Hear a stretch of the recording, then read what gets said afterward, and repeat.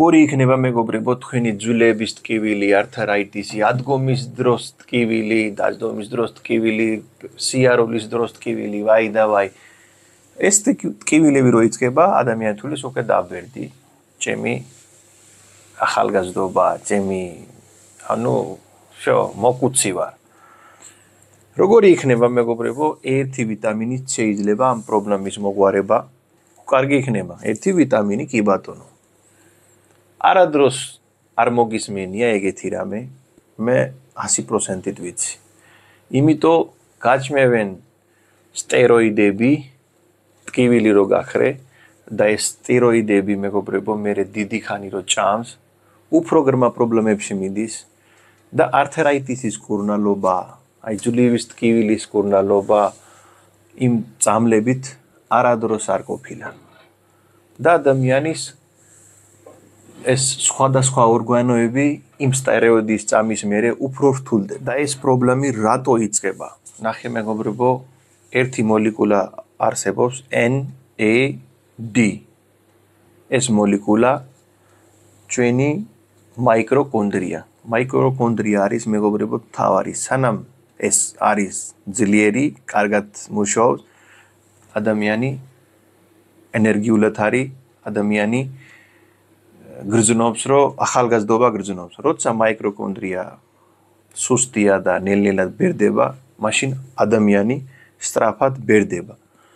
NAD მოლეკულა დაეხმარება თქვენი ნაჭამი საჭმელი. ხო ჭამს საჭმელი. საჭმელში შედის ყველაფერი, მაგრამ არ ითივსება მერე, ენერგიით არ ეხმარება. თუ დაბალია NAD, მაიკროკონდრიას ეხმარება, რომ კარგად იმუშავებს, მაგრამ იმ შემთხვევაში, როცა NAD დაბალი გაქვს, არ კეთდება ეს ყველაფერი. და როცა NAD დაბალია, კიდე რა პრობლემებია? ყოველთვის ხარ ნაკლებად ენერგიაზე, ან ყოველთვის ხარ დაგლილი, გინდა ღამე კარგად დაიჯინეთ, დაგლილი ადგები. მეორე, კუნთის მასა არადროს არ გექნება. ყოველდღიური საქმე რო გააკეთო, მალე გეტკინება ყველა კუნთი და ძვალი.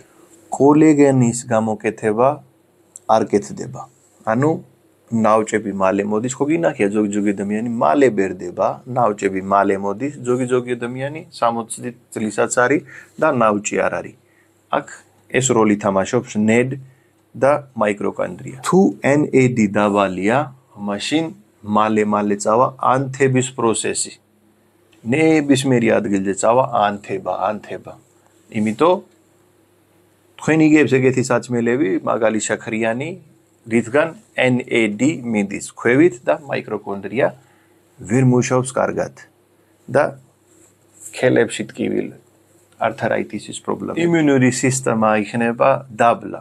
პირველი თქვენ გაცივდებით თუ რამე ვირუსი მოვა, სეზონური ვირუსი პირველად თქვენ შეხვდება. NAD როცა დაბალია. კიბოც არის ერთ-ერთი იმუნური სისტემის პრობლემა და როცა იმუნური სისტემა ადამიანს არ აქვს, ეს საშიში დაავადების შეხვდის, უფრო ჩანსია, რომ ადამიანს როცა NAD დაბალია შეხვდე იმ ადამიანს.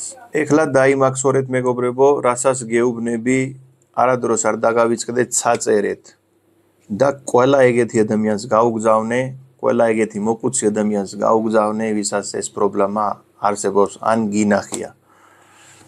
B3 ჯგუფის ვიტამინი, B ჯგუფის ვიტამინი B3, ნიასინამაიდ.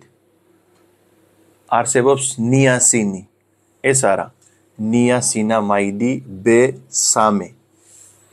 ეს ვიტამინი დაგეხმარება, თქვენ კი არა,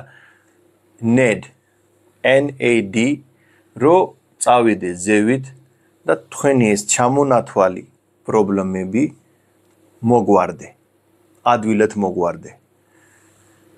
NAD იქნება ზევით, მაიკროკონდრია კარგად იმუშავებს და თქვენი ძვლებში ან სხვადასხვა ადგილებზე ანთების პროცესის ჩანსი ძალიან შემცირდება.